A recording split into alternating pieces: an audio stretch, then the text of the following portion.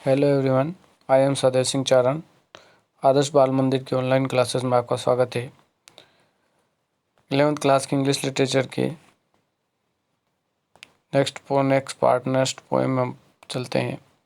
Poem का नाम है Ajamil and tigers. Arun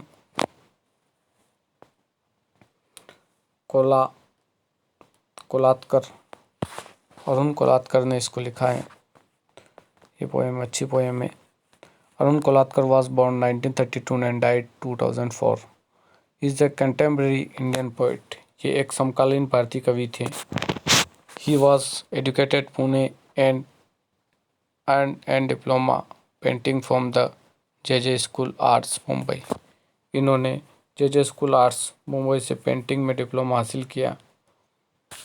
He wrote in both English and Marathi, authored 2 books. इन्होंने 2 पुस्तकें लिखी। मराठी दोनों में लिखते थे, अंग्रेजी में भी लिखते थे प्लस मराठी भाषा में भी ये लिखा करते थे। इसलिए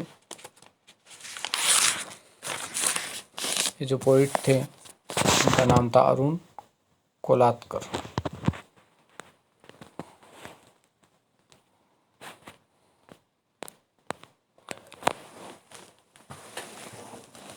आगे देखते हैं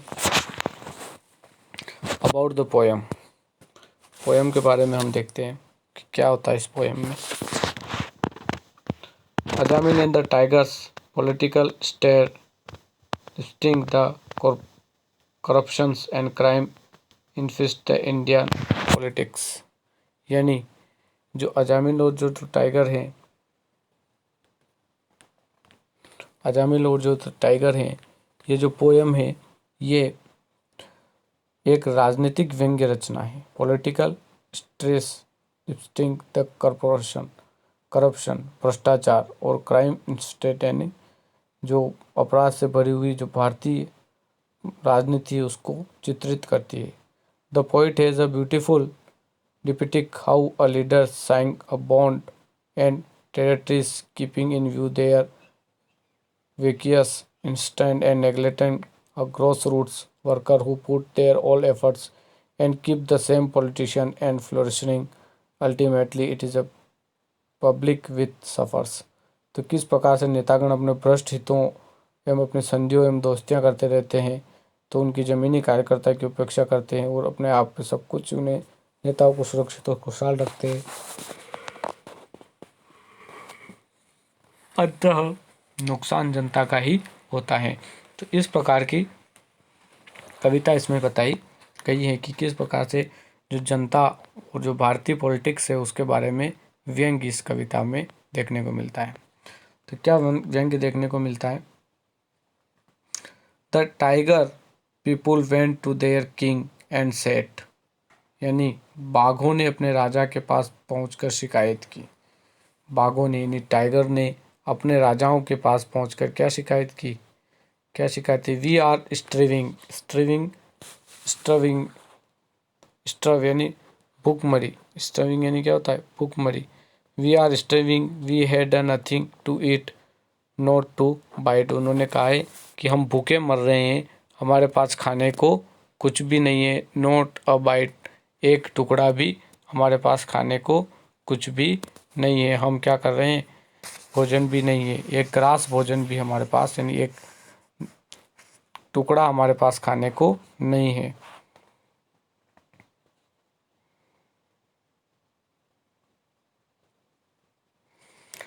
For 15 days and 16 nights Ajamil has got a new sheep dog. यानी उन्होंने कहा कि हम 15 दिनों और 16 रातों से हमारे पास खाने के लिए कुछ भी नहीं, एक टुकड़ा भी नहीं है, ऐसा वो कह रहे हैं। मतलब अपने राजा के पास जो टाइगर्स होते हैं वो जाते हैं और कहते हैं कि 15 दिनों से हमारे पास खाने को कुछ भी नहीं, एक टुकड़ा भी हमारे पास खाने को नहीं है, ऐसा वो अपने राजा के पास जाकर कहते हैं। तो राजा क्या कहता है, Ajamil has got a new sheep dog, he cramps our styles and would not let us the within mile of meat. यानी क्रैम्प्स और स्टाइल यानी कहते हैं हमारे मन की हमें नहीं करने देना, मतलब क्रैम्प्स और स्टाइल यानी हमारे मन की हमें नहीं करने देता। अजामिल हैज़ अ गोट, अजामिल जो एक आदमी है, अजामिल जो एक आदमी है वो एक कुत्ता लाया है जो उसकी भेड़ों की रखवाली करता है।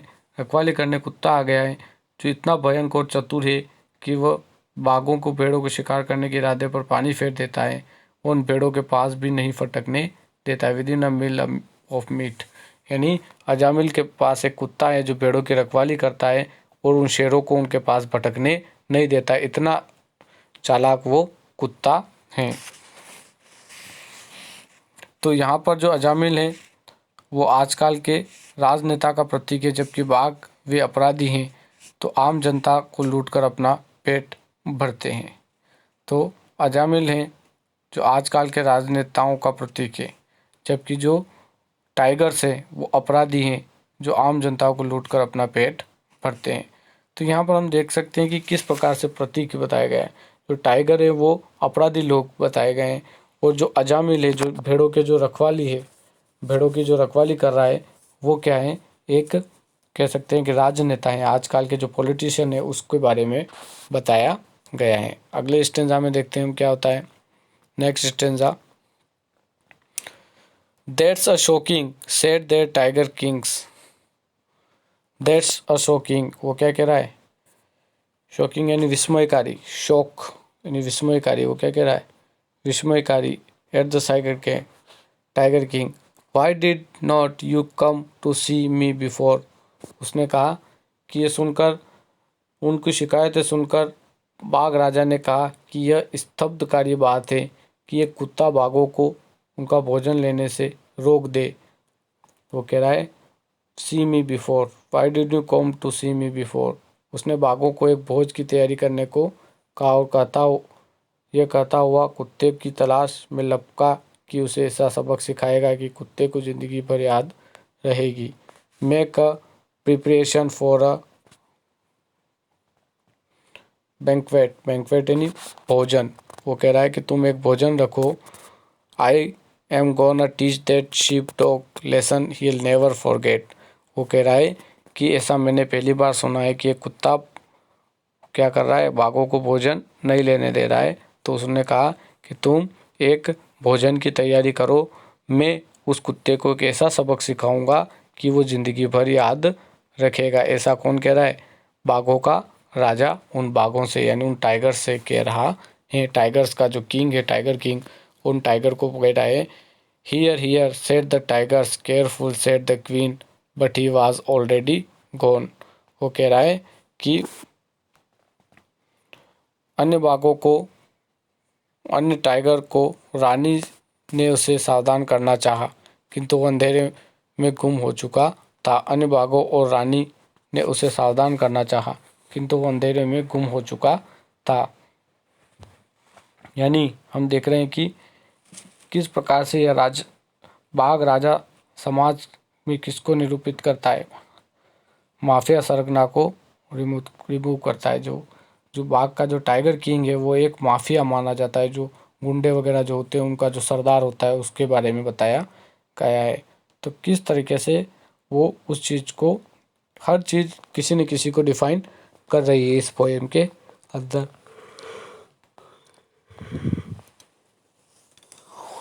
चुहा की रानी और उस राजा ने उसको देखा लेकिन वो कहीं पर गुम हो गया। कौन, वो कुत्ता। Into the darkness before the down, वो कहीं अंधेरे में गुम हो गया।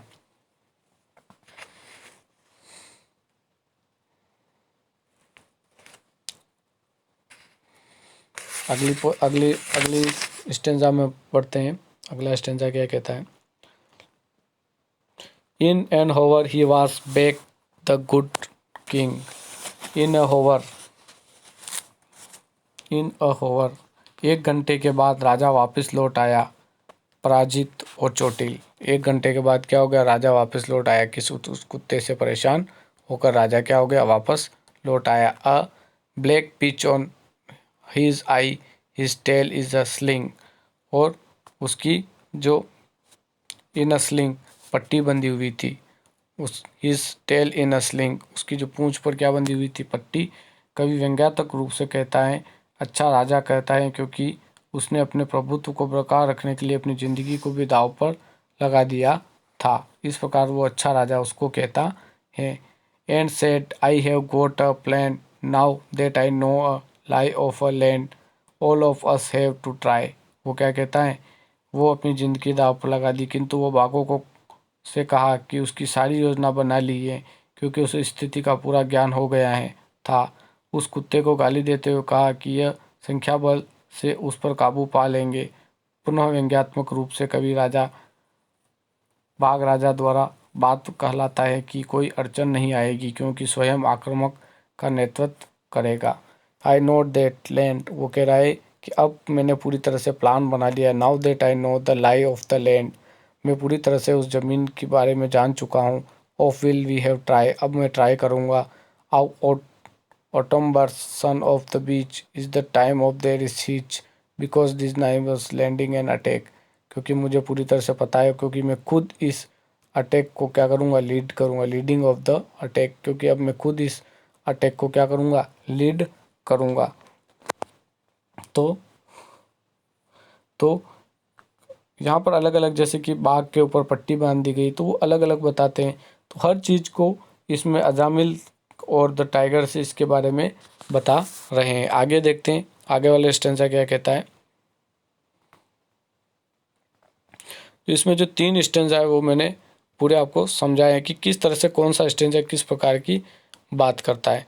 तो दैट द शॉकिंग सेट, तो जो पहला stanza, the tiger people went the tiger king, tiger की किंग के पास जो टाइगर के लोग होते हैं वो जाते हैं, वो कहते हैं किस प्रकार से। तो हर चीज़ के लिए हर कोई स्टेंजा, जो पहला जो स्टेंजा है उसमें कहता है the tiger people went their king and said we are starving. तो जो पहला जो स्टेंजा है, वो पहला स्टेंजा मैं आपको एक बार समझा देता हूँ कि जो टाइगर के जो राजा है पहुँच कर शिकायत करता है कि हमने 15 दिन और 16 रातों से कुछ भी नहीं खाया है। उसका कहना है कि अजामिल जो एक गडरिया है, उसके पास भेड़ों की रखवाली करने का एक कुत्ता आ गया है। वो इतना भयंकर चतुर है कि वो बाघों को भेड़ों के पास फटकने तक नहीं देता, उन भेड़ों के पास फटकने भी नहीं देता। तो बाघ व अजामिल जो है, बाघ जो है मैंने आपको पहले बताया जो पॉलिटिशियन है, और जो अजामिल है वो वहाँ का क्या है, राजा। अजामिल जो है वो राजनेता का प्रतीक है। उसके बाद तो बाघ और वो जो हम कह रहे हैं कि वो अब ये जो भूखे मर रहे हैं, तो भूखे क्यों मर रहे हैं भाई, ये इसलिए भूखे मर रहे हैं क्योंकि आज जो अजामिल के पास एक नया भेड़ों की रखवाली करने वाला कुत्ता आ गया है था, जो बड़े खुखार तरीके से भेड़ों की रक्षा करता था तथा बाघों द्वारा उसका शिकार करने में किसी का प्रयास नाकाम कर देता था। तो इस तरह से पूरी तरह से हम कह सकते हैं कि उसी तरह से जो एक अच्छा और ईमानदार कार्यकर्ता उस कुत्ते को बताया गया है, जो भेड़ों की रक्षा कर रहा है उस कुत्ते को एक ईमानदार कार्यकर्ता या एक ईमानदार कह सकते हैं, ईमानदार सेवक या एक नौकरी करने वाला, कुछ भी हम उसको कह सकते हैं, वो कुत्ता उसका प्रतीक है।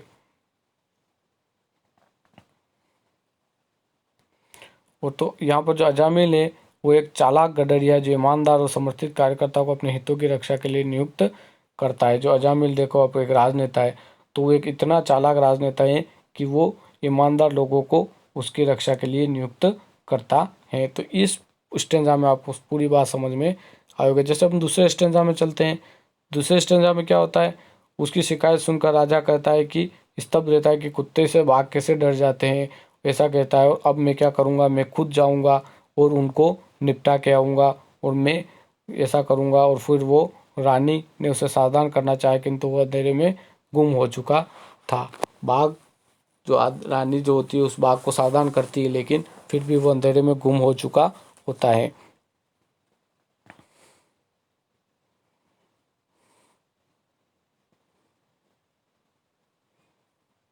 जो राजा है वो टाइगर किंग, इसमें मैंने बताया जो माफिया जो होते हैं, जो अपराधी लोग, जो टाइगर अपराधी लोग हैं, अपराधी लोग के जो हेड होते हैं उन उसको बताता है। तो अलग अलग प्रकार से अलग अलग बात है।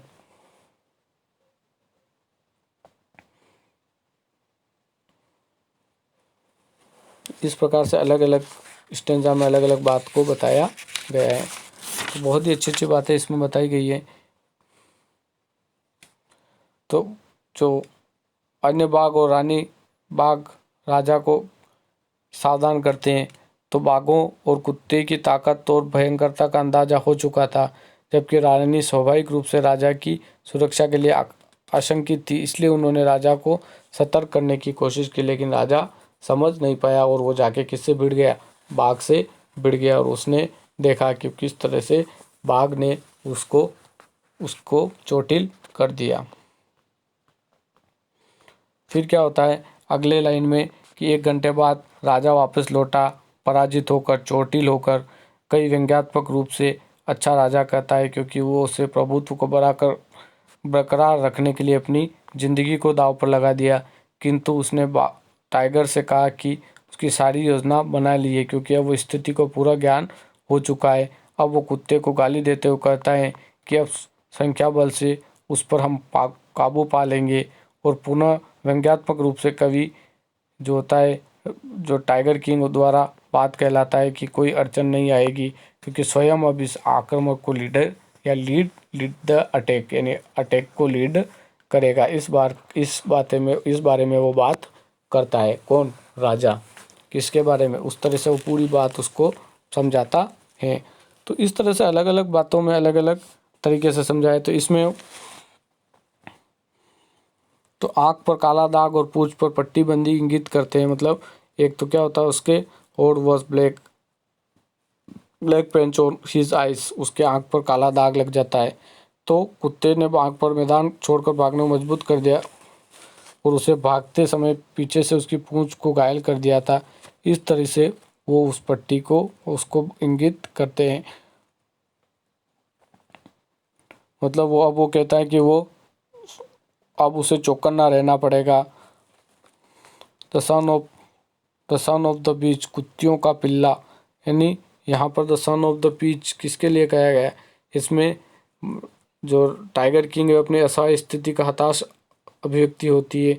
उसे अभिमान की इस लड़ाई में भारी चोट पहुंचती है, इसलिए वो चिढ़कर कुत्ते को गाली देता है कि कुत्तियों का पिल्ला कहता है कि क्या कहता है, द सन ऑफ अ बीच। वो उस कुत्ते को गाली देता है जो ईमानदार है, जो पूरी तरह से शिप यानी जो जनता है उसकी रक्षा कर रहा है। तो अलग अलग तरह से अलग अलग प्रतीक यहाँ पे बताए गए हैं। तो जैसे मैंने आपको बताया कि किस तरीके से कौन कौन सी चीज़ पे कौन सा प्रतीक बताया गया है, कि जैसे राजा है, वो राजा किसका प्रतीक है, रानी किसकी प्रतीक है, टाइगर किंग है वो माफिया का प्रतीक है, और जो टाइगर है वो अपराधी लोग हैं, और जो अजामिल हैं वो एक चालाक पॉलिटिशियन है। उसके बाद में एक जो शीप है वो पूरी तरह से जनता है, और वो जो कुत्ता है वो कि ईमानदार जनता का सेवक है। इस तरह से अलग अलग प्रकार से अलग अलग बातों को शो करते हैं। जो 3 स्टेंजा हमने पढ़े हैं वो तीनों स्टेंजा अलग अलग बात को शो करते हैं। आगे बचे हुए 7 स्टेंजा हम इसके नेक्स्ट पार्ट में पढ़ेंगे। तो ये पूरी तरह से आपको पोएम समझ में आई होगी। इस पोएम को लिखा है अरुण कोलटकर ने, जो बहुत ही अच्छे इंडियन पोइट थे। उन्होंने इस बात को बताया है, और किस तरह से इंडिया के अंदर राजनीतिक पॉलिटिशियन है वो किस तरह से लोगों का अच्छे ईमानदार सेवक रखकर लोगों का फ़ायदा उठाते हैं, और किस तरीके से अपराधी लोग और जो माफिया लोग होते हैं वो उन सेवकों को मारना चाहते हैं या उनको दबाकर जनता को लूटना चाहते हैं। इस प्रकार की अलग अलग रणनीति इसमें देखने को मिलती है। और आगे जब हम पढ़ेंगे तो आगे और हमें पोएम में समझ में आएगा कि आगे क्या क्या बातें होती हैं। तो आई होप ये तीनों स्टेंस आपको समझ में होंगे। आगे की बात आगे करेंगे। Thank you very much.